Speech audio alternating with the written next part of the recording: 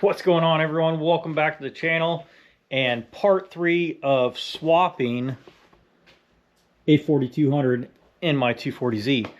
So I haven't been posting videos probably as much as I should be, mainly because this has been a process. My time is very limited. So I've been uploading to my shorts on progress as I get it done, just to get something out to show you guys.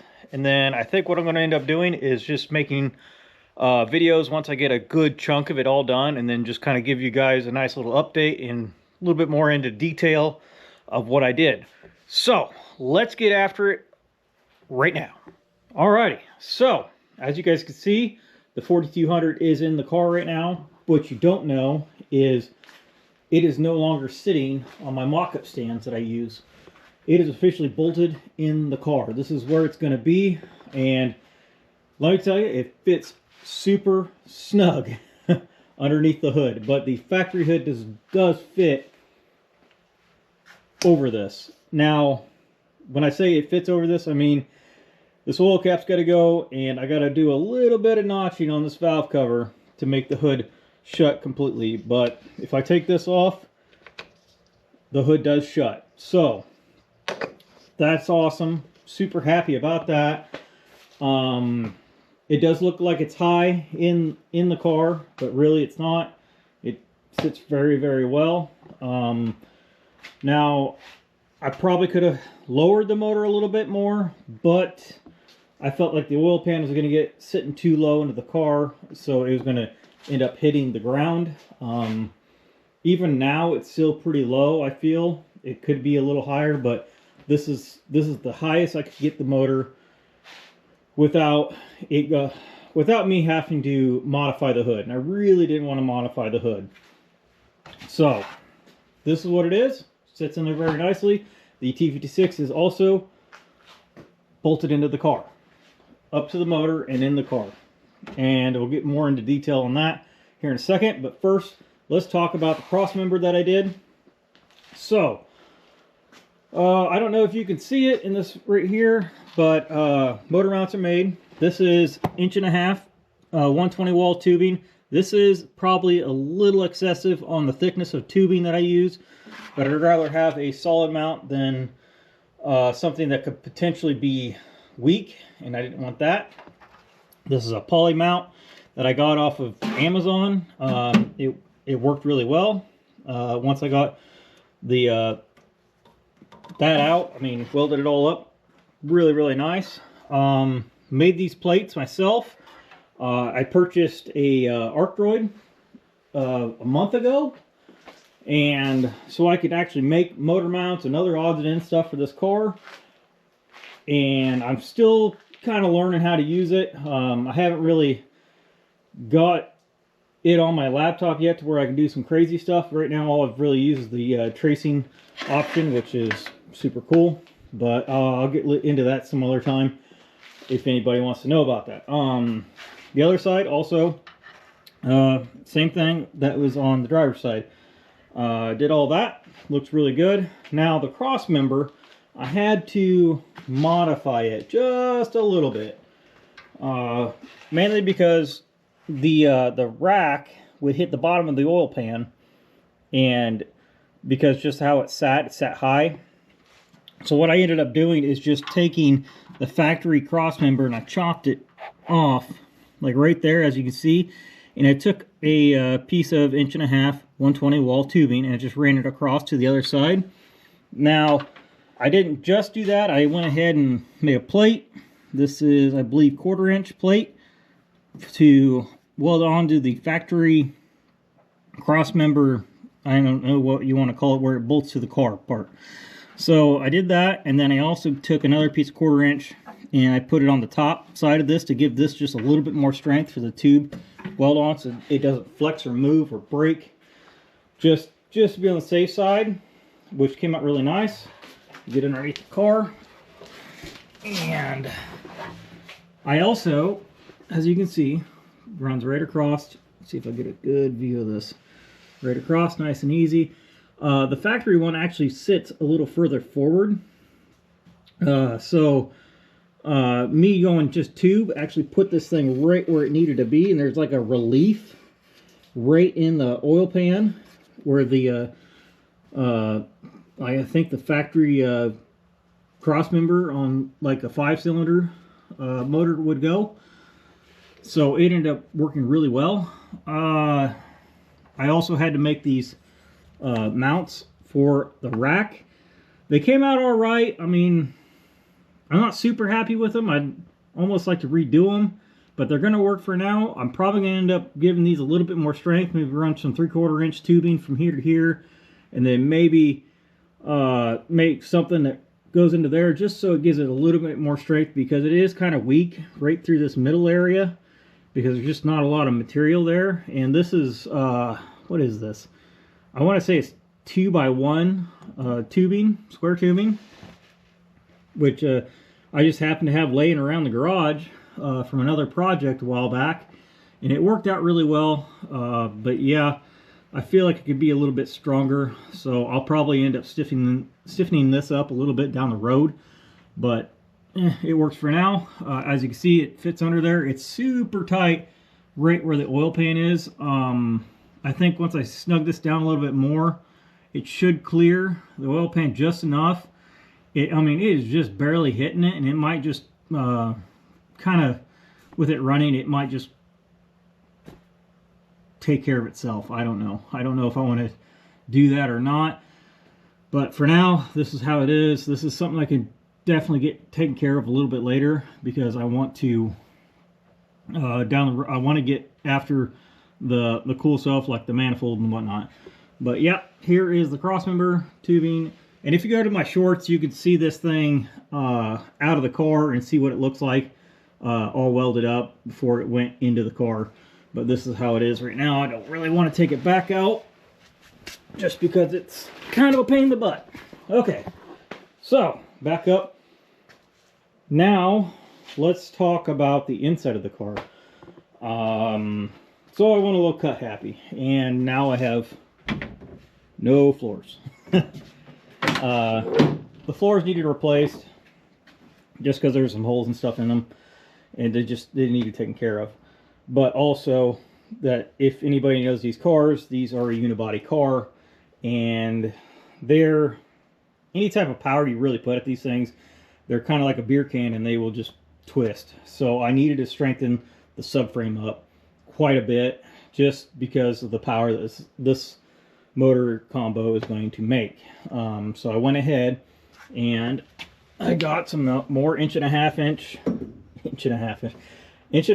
120 wall tubing, and made some plates to where it attaches to the factory frame rail basically. And I still got some more to do to that because I want to strengthen that factory frame up a little bit more just so it has plenty of support. But I ran 120 to here, all the way to back to here where the frame is, to the cradle to the IRS in the back.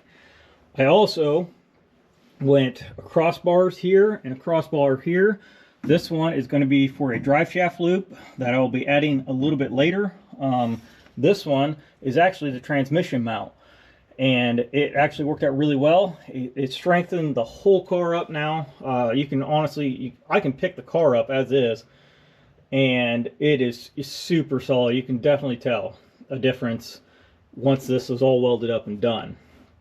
Now let's get underneath the car and we'll show you the transmission mount and where everything's kind of sitting. So now we're underneath the car. As you can see, the TVD6 sits very, very well up inside of here. It is up against the wall in a couple areas in the tunnel, so I'll have to do some relieving or bending or whatever I got to do to make this fit without it running up against the tunnel. But it does fit in here pretty well. Yeah,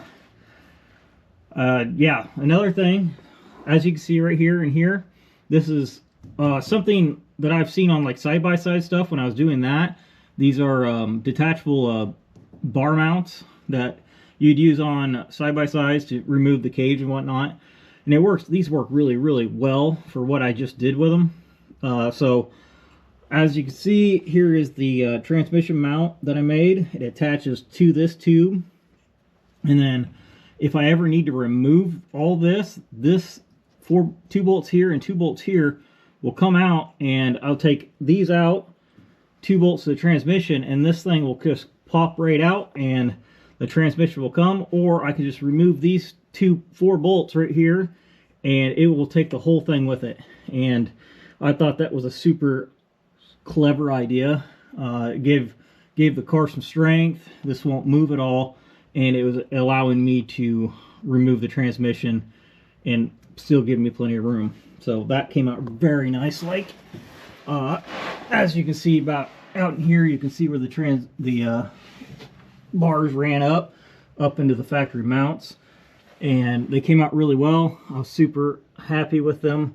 I do have some finishing welding to do. The jack stands are kind of in my way, but I wanted to get this thing as welded up as much as possible before I took any of the weight off these jack stands and reposition the car, because I have it kind of leveled out so that everything is square and where it needs to be. So yeah, as you can also see that I have factory axles in here still. So that is going to be an upgrade we're going to have to do to this car down the road.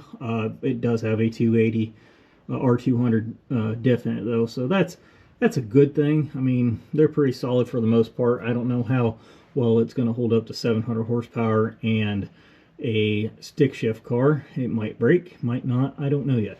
So that's a project for down the road. But yeah, as you can see, we got plenty of room. The oil pan is sitting pretty well. I mean, it could be a little higher, but once I get this thing back on the ground, we can actually see how it looks. It's gonna be really nice. Maybe, you know what?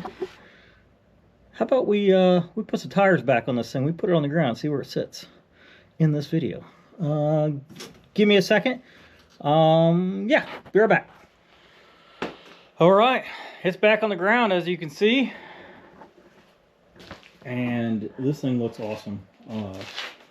Now, this car has already been lowered a couple inches, so it sits lower than a normal 240Z, 280Z. So it's slightly lower. So yeah, but yeah, look, check this out. I mean, it looks like it's meant to be in here. I really am happy with this. This is going to be so cool when it's done.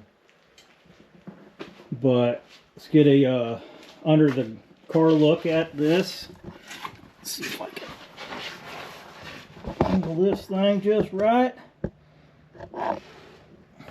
Yeah, as you can see, the oil pan, plenty of clearance. I mean, it could be better.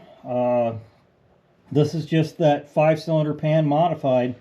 When I actually do the built motor in this, I might just make an oil pan that's got a larger sump on it, but it's shallower, so it can give me even more ground clearance. But like I said, this car is already a couple inches lower than normal. So, but yeah, it looks good. It's got plenty of room.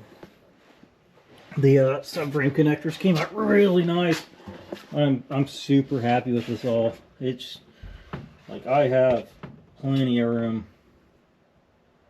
I can't wait till this is done.